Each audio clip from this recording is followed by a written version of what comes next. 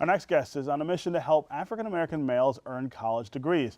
Although he didn't have many role models while growing up in Detroit, Bryant George was the first in his family to attend and graduate from college. Now he's helping other black men get a higher education through his Bridging Lost Gaps program at Madonna University. I'm pleased to welcome Bryant George to American Black Journal. Also here today are two of his students, Jarek Breckenridge and Delvante Pinkston. Thanks for being here. Even thanks you. Yeah. So you know, I met you a couple months ago and was really inspired by the work that you're doing. Tell me about how you got this all started. Thank you. Well, in 2006, I was at Northwestern High School, and I was approached by a gentleman named Sid E. Taylor. He's the CEO and chairman of the Real Life 101 Scholarship and a Mentorship Program.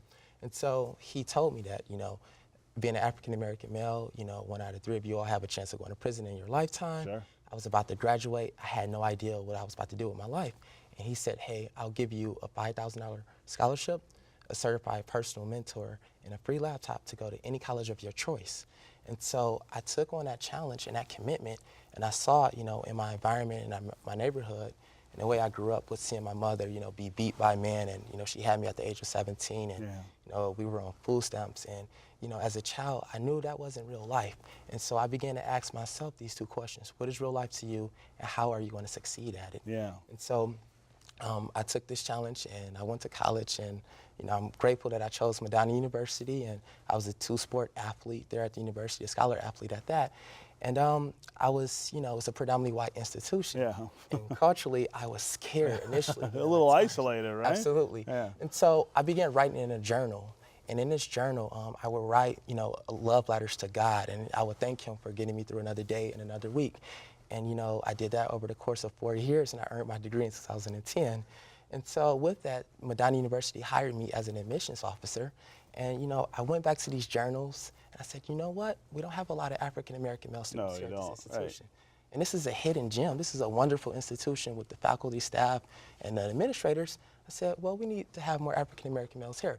And so I took this journal of my life and my journey, and I turned it into an actual program, and you have these guys. Right, right. So tell me about how the program works, and then we'll talk to so, 2 guys who are the subjects of it now. Okay. Right? So I just believe in strategic recruitment. Yeah. You know, when I was being recruited for colleges, I didn't understand it, you know, being the first in my family to go off to college. And so what I do is we go into the high schools, we make it personal. So we only meet with the African-American male students there. Right. They're recommended by their teachers, counselors, and principals. And with that, we give them this whole notion of we have a brotherhood here, we have an institution that is invested into your lives, and hey, we're all from Detroit. Right. And so you know, we understand we're competent in what you're going through, and we're succeeding at a very high rate. And so that's one phase. And then the next phase is that they go through a pre-college program while they are in high school. Right. And so we're engaging them where we're bringing down our professors from the institution. We're bringing in guest speakers and student affairs professionals that are helping them with that high school transition, that transition from high school into college. Yeah. And so once that takes place, and then they go through a 7-week summer bridge program. And so they live on campus for the entire summer of the 7 weeks. They take 3 college courses. We have organized enrichment activities to help them with the culture shock and to engage them and to create this sense of a brotherhood. Yeah. And so once they get through the summer bridge program, then you have the fall. Now you're winter. starting. Absolutely. And they're starting in a very different place than where you started, Absolutely. which was sort of cold and on your own. Yes, sir. Yeah. So tell me how this. Tell me where you are in the program, and then tell me what you think of it. Well, I'm a sophomore. I'm going into my 2nd year. Okay. And I'm also a sophomore going into my 2nd year. Okay. So tell me how this all worked for you, and how they connected with you in your high school. Well, my cousin actually met Bryant before I did, so he told me about Madonna University. At first, I never even heard about it. But then when he told me, I figured it'd be a good idea, but I really wasn't taking it as serious as I should have. Yeah. Bryant kept calling me, and then he made me realize, like, I need to make a change. Right. Right. Well, I went to Northwestern High School as well, and like he came to our school and started talking to us about like what are we gonna do like after we graduate, and I had no idea. Yeah.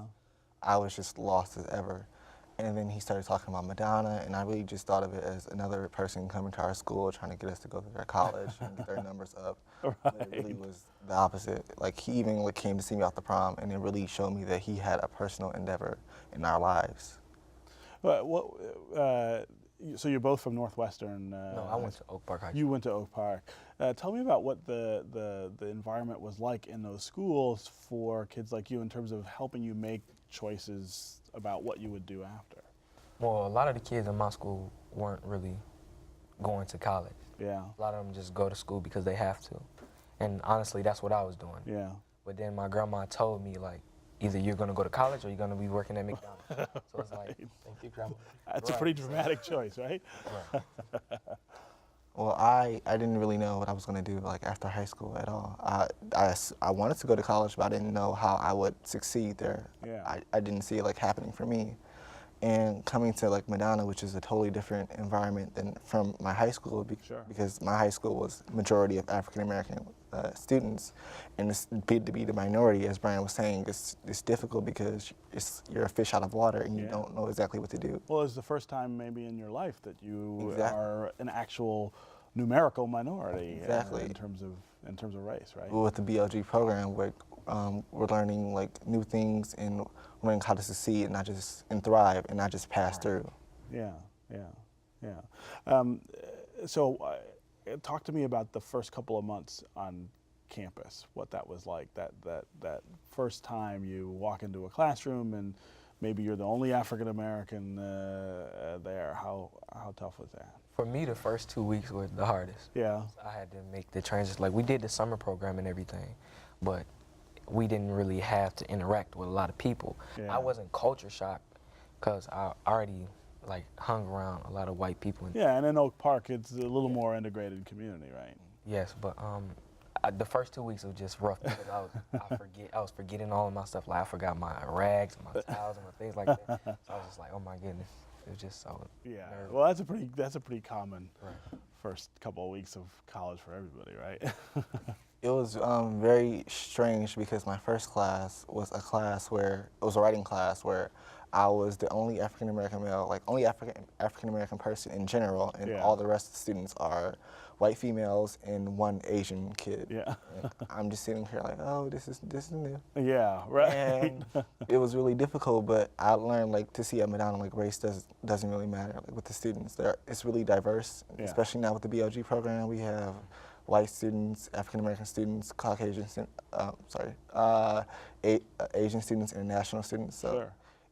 it was difficult at first because I didn't know exactly what to do. As Yeah. I said, being a fish out of water, but I adapted quickly. Yeah, yeah. It occurs to me that you've got a lot of colleges who are concerned about their numbers, right, in terms of diversity, but they don't necessarily get that it's not just about admitting kids of different backgrounds. It's about giving them that support once they're there, and it's really interesting that Madonna has picked up on that. It seems like. Absolutely.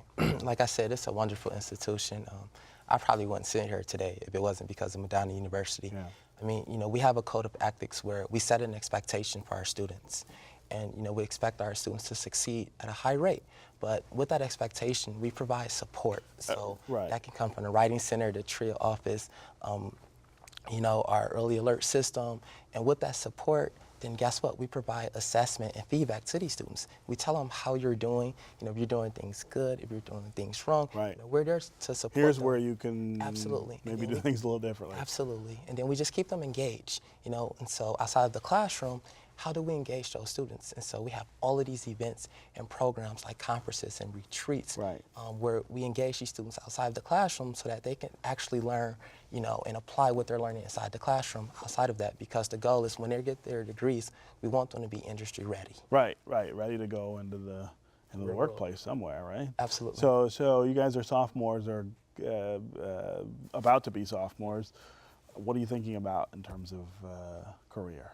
My major is social work, so I Yeah, teach the importance of education so yeah. children can grow up and know from a young age that you can go to college. And So you want to do what he's doing, sort of, right? That's right.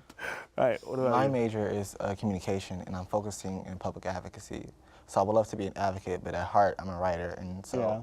I love to write, and that's why I have a website, writersforever.com, that I've started, where I want people to Very good. I want us to really grow into a social network because I feel that the social network these days, people aren't really thinking about like what they're sharing and how they're sharing it and how it affects their lives. Yeah, I really, no, that's right. I'm really excited about that. Yeah. Well, I can say from personal experience that being a writer is a very rewarding career, and the way to do it is exactly how you're doing it. You gotta to be a writer, you gotta write. There isn't really any other way to learn about it. So that's really good. Tell me a little more about the difference now at Madonna. Now that you're doing this, I mean, are you seeing numerical differences in terms of the number of kids, but then also some sort of dynamics? I would imagine are changing. You know, I was a student there. I can eyeball the campus, and you know, there weren't any other African American male students that were FIDIAC students, meaning first time in any college at the university during the time that I was there or lived on campus as well.